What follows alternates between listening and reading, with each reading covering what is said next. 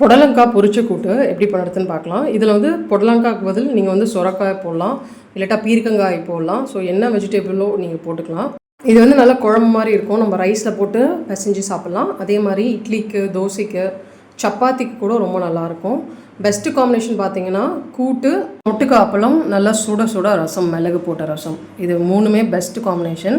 So first என்ன பண்ணணும்னா, நான் பருப்பு எடுத்திருக்கேன். கடலைப்பருப்பு 200 கிராம். இதுலேயே வந்து தண்ணி ஊற்றிட்டு நான் பூண்டு, அதுக்கப்புறமா தக்காளி போட்டுட்டு கரெக்டாக ஒரு 3 விசில் வைக்க போகிறேன். பருப்பு வந்து நல்லா குக் ஆகணும், ஆனால் குழஞ்சி போகக்கூடாது. கையில் ப்ரெஸ் பண்ணால் நல்லா உங்களுக்கு ப்ரெஸ் ஆகிற மாதிரி குக் ஆனால் போதும்.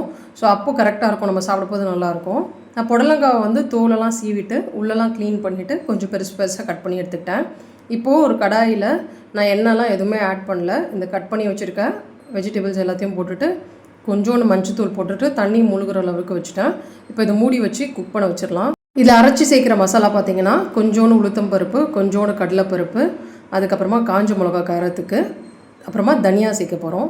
ஸோ இப்போது தனியா கொஞ்சோண்டு, மிளகு கொஞ்சோண்டு, அதுக்கப்புறமா சீரகம், இது எல்லாத்தையும் நல்லா வறுத்துடணும். அதுக்கப்புறம் ஃபைனலாக தேங்காய் சேர்த்துட்டு இதையும் நல்லா வறுத்துடணும். அதுக்கப்புறம் மிக்ஸி ஜாரில் மாற்றிட்டு கொஞ்சோண்டு தண்ணி சேர்த்துட்டு நல்லா பேஸ்ட்டாக அரைச்சிடணும்.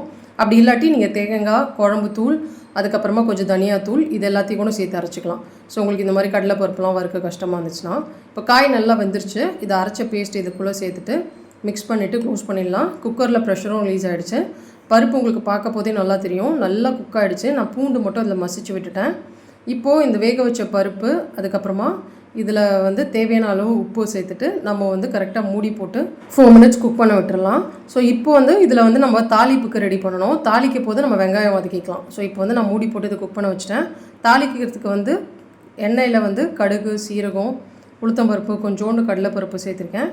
அதுக்கப்புறமா கருவேப்பிலை, வெங்காயம், இது எல்லாத்தையும் சேர்த்துட்டு நல்லா வதங்கணும். நல்லா இந்த ஆனியன் குக் ஆனதுக்கப்புறமா ஃபைனலாக வந்து பெருங்காயம் சேர்த்துக்கோங்க. இப்போ இதை எடுத்து நம்ம அந்த கொதிக்கிற கூட்டில் ஊற்றணுன்னா அவ்வளோதான், கூட்டு ரெடி.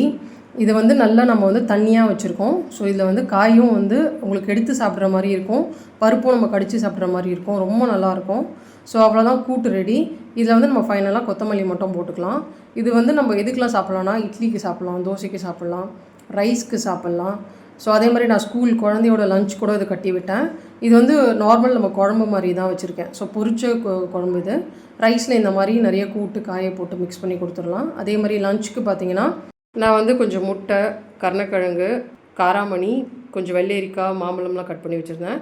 ஸோ கூட்டு, அப்பளம், இதுதான் லஞ்சுக்கு சாப்பிட்டேன். மார்னிங் பிரேக்ஃபாஸ்ட் வந்து வெள்ளரிக்காய், கொய்யாக்காய், கொஞ்சோண்டு காராமணி, அதுக்கப்புறம் முட்டை, சட்னி இல்லைனா கூட பரவாயில்ல, இந்த மாதிரி கூட்டு கூட வச்சு சாப்பிட்டுக்கலாம், ரொம்ப நல்லாயிருக்கும்.